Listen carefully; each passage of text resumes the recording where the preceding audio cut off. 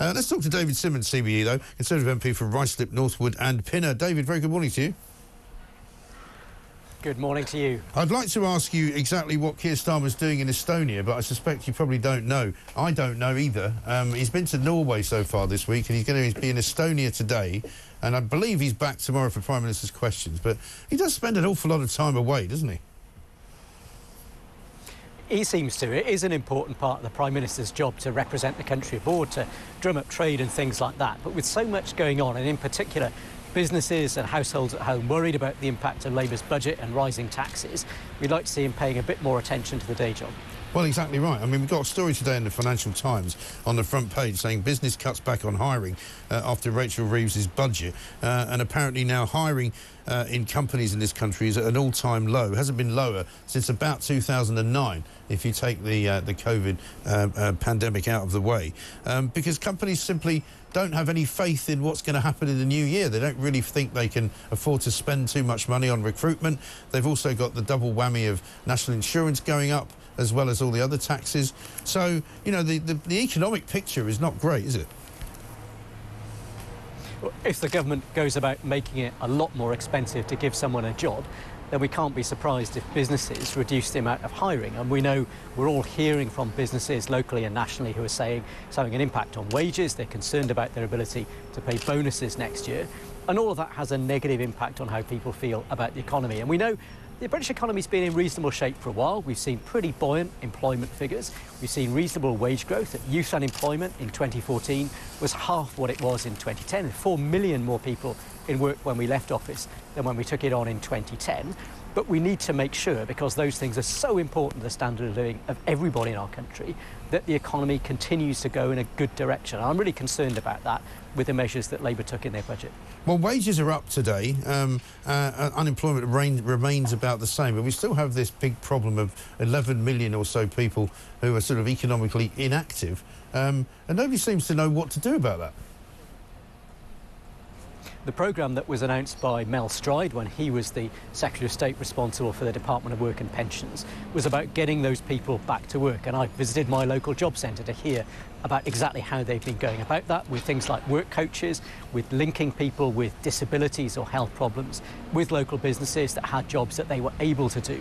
So it was about making sure that people who perhaps have been unable to work because of health or other responsibilities found those opportunities, perhaps part-time to start with, so we could get them back to work, put our own people back to work. And my concern is, with the government beginning to take the foot off the gas on that and making it easier for people to claim benefits with lower expectations of people about getting a job, that means that those people are going to be languishing without the opportunity of work for longer. And we know that having a job is good for your mental health, it's good for your physical health, it's good for your family's financial well-being as well.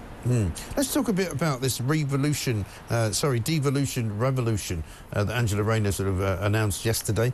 It's a bit unclear to me precisely what it is they're trying to do.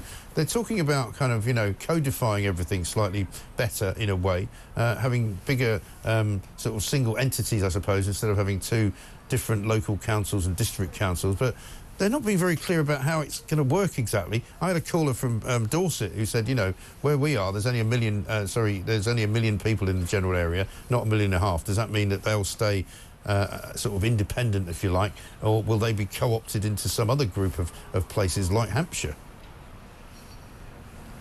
Well, nobody's been calling for local government reorganisation on the doorstep, and I don't think it's a common subject of conversation in the dog and duck. But we know that the mayoral model has been effective in some parts of the country. Andy Street, Ben Houchen, bringing inward investment, encouraging businesses to locate to those areas. Yeah. And that's really important for the long-term prosperity of our country.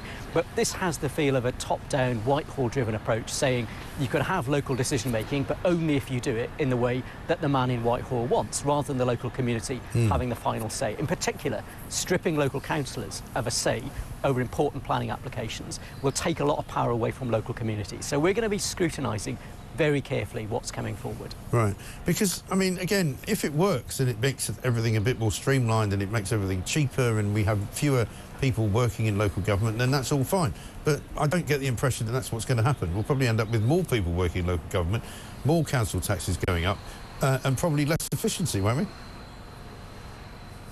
Well, we've got a number of mayors, and Mayor Khan in London's probably the best example, who've introduced huge mayoral taxes on top of the council tax that people already pay for local services. We want to make sure that local government is efficient. It's pretty good at the moment in most parts of the country, but at the time when government are bringing forward things like changes to the way that we safeguard vulnerable children, do we really want all of those workers to have to reapply for their own jobs as part of a top-down local government reorganisation when we could be focusing on keeping children safe and the day jobs like emptying the bins, keeping the streets clean? Yeah, and also, what about this possibility that local elections in May, might be cancelled again? It's not clear whether that's all of them, some of them, parts of them. Nobody's really very sure. Ministers couldn't answer this question when it was put to them yesterday.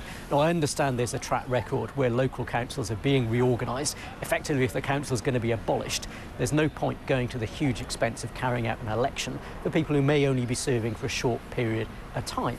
But sometimes it feels like there's a bit of a carrot and stick approach from government of saying, if you do what we want, we'll cancel your elections and let you stay in power for a bit longer. We want to make sure that our local leaders, who generally do a fantastic job, can make decisions in the interests of their local community, not just follow the diktats that are coming out of central government. And can I ask you about what's going on in Europe as well? Because the Sun today have got the beginning of their campaign, Don't Betray Brexit, as Labour are seeking a kind of reset. I mean, Keir Starmer obviously has been talking to the European Union. There's a lot of indicators that you might be trying to kind of get us back in some way, shape or form, or at least under the auspices of certain legal requirements, certain laws that might be brought in, the European Court of Justice having jurisdiction, fishing rights being given away. This is all happening kind of surreptitiously, isn't it? That's the major concern. I mean, we had a referendum in 2016. Most of us respect the outcome of that referendum. And clearly we need to make sure that we've got a good and close relationship with the European Union, the countries of which are our most important trading partners. But we need to make sure that in that we don't give away things or end up with a deal that isn't in the interests of the British people. And particularly when it comes to things like fisheries and farming, we need to ensure that the improvements that we've been bringing forward are able to be sustained, and that whatever we end up with isn't something that isn't going to fulfil the aspirations of the UK to be able to set, for example, its own international trade policy. I think we can find that kind of deal, and we do have a close working relationship with the EU, but we need to make sure that we aren't sacrificing important national interests on the altar of that relationship. Yeah, I think that's absolutely right. David, thanks very much indeed. David Simmonds, CBE, Conservative MP for Ruislip, Northwood and Pinner.